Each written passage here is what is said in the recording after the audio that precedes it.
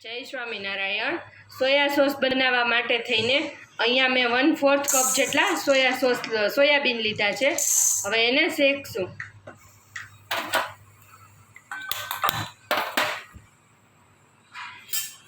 Medium gas રાખી અને એને શેકવાના છે।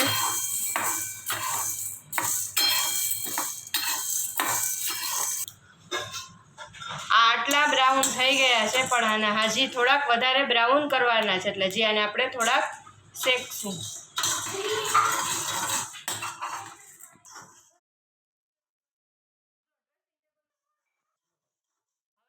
શેકાઈ ગયા છે, આટલા બ્રાઉન કરવાના। હવે એમાં 1/4 કપ જેટલું પાણી એડ કરવાનું।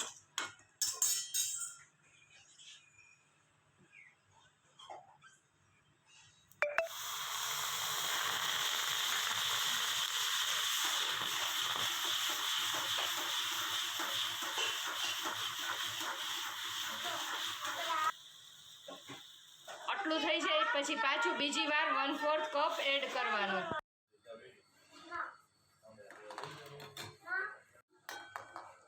સોયાબીન શેકાઈ ગયા છે અને એમાં પહેલાં આપણે 1/4 કપ પાણી નાખ્યું, એટલે પાણી નાખીએ એટલે એટલા ડાર્ક બ્રાઉન થઈ જશે, અને પછી પાછો 1 કપ ચોથા નંબરનો પાછો પાણી એડ કરવું એમાં, અને પછી એને ઉકાળવું ધીમા ગેસે।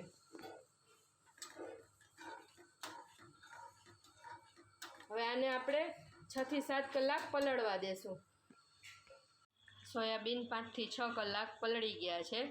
જો એનો સો કેવો સરસ આવે છે। હવે એની આગળ પ્રોસેસ કરીએ। હવે આને મિક્સરમાં ક્રશ કરી નાખીએ। આ સોયાબીનની અંદર છે ને આપણે કોઈ પણ જાતનું પ્રિઝર્વેટિવ એડ નથી કરતા, એટલે આ સોયા સોસ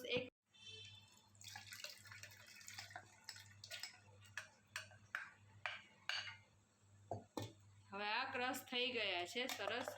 હવે એને ગાળી લઈએ।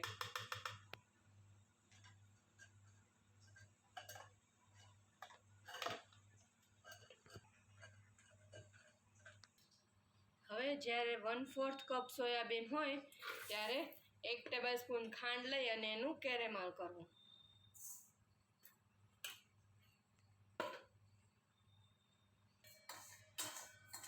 આવી રીતના ખાંડની અંદર પાણી એડ કરવાનું નથી અને એને એમનેમ જ કેરેમલ કરવાનું છે। ખાંડ ઓગળવા માંડી છે।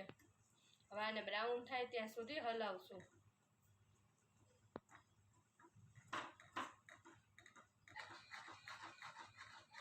જા ગોલ્ડન બ્રાઉન થવા માંડ્યું છે, હજી આને થોડુંક ડાર્ક બ્રાઉન કરવાનું છે।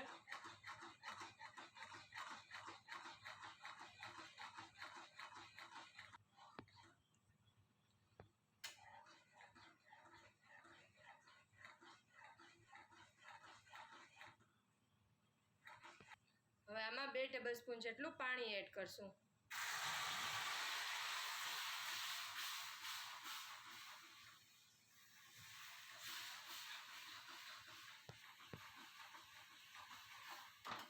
હવે આને મધ જેવું ઘટ કરવાનું છે, ત્યાં સુધી એને ઉકાળવું।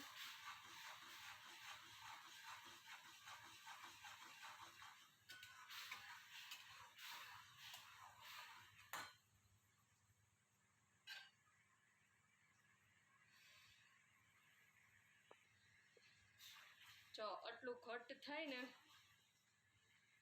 પછી એમાં સોયાબીન આપણે જે ગાળેલું પાણી હતું એ આમાં એડ કરી દેશું।